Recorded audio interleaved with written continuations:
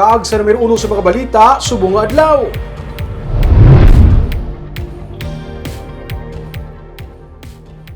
Bentiuno ka mga pasahero na positibo sa COVID-19 surveillance testing sa Bacolod EOC sa seaport kag airport.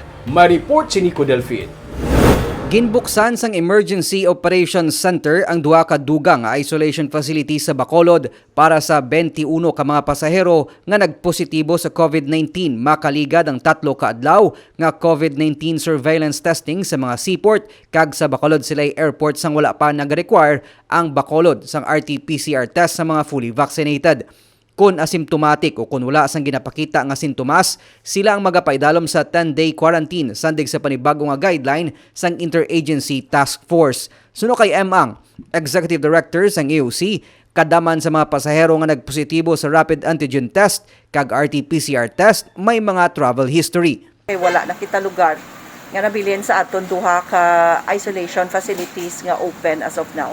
Pila sila ka days in quarantine? 10 days kung asymptomatic. Although mayara na advisory ang DOH for shortened isolation period.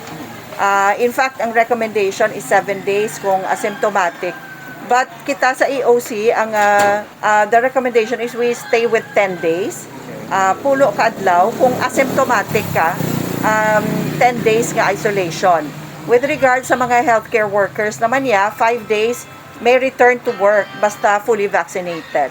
Ang surveillance testing nangin kabayan sang tikang sang syudad para mapunggan ang pagsaka sang COVID-19 cases. Dugang diri ang pag-submit sang negative RT-PCR test sa S-Pass application sa mga inbound passengers nga halin sa mga lugar nga napaidalom sa Alert Level 3 sandigman sa executive order sang alkalde.